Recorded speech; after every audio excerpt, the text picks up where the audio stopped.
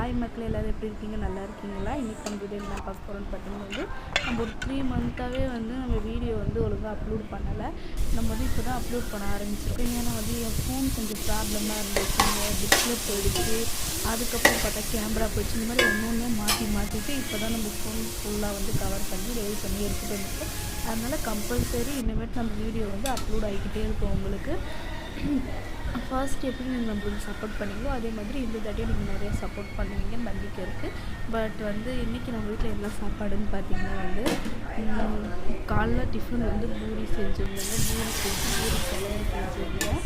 நிறைய பேர் இந்த பூரி கிழங்கு ரெசிபி கேட்குறீங்க. அந்த ரெசிபி நான் உங்களுக்கு அடுத்த வீடியோவில் ஷேர் பண்ணுறேன்.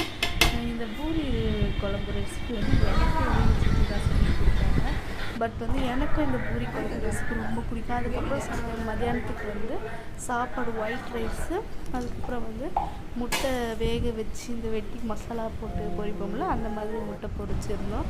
அதுக்கப்புறம் இந்த கோழியோட கல்லீரல் இருக்குல்ல, அது வாங்கிட்டு வந்திருந்தாங்க வீட்டில். அது வாஷ் பண்ணி அதை க்ளீன் பண்ணி அது செய்யலான்னு சொல்லிட்டு க்ளீன் பண்ணிகிட்டு இருந்தோம். நம்ம வீட்டில் இன்றைக்கி எத்தனை டிஷ்ஷுன்னு பார்த்தீங்களா, சாம்பார், அதுக்கப்புறம் முட்டை, அப்புறம் கோழி அந்த ஈரல்.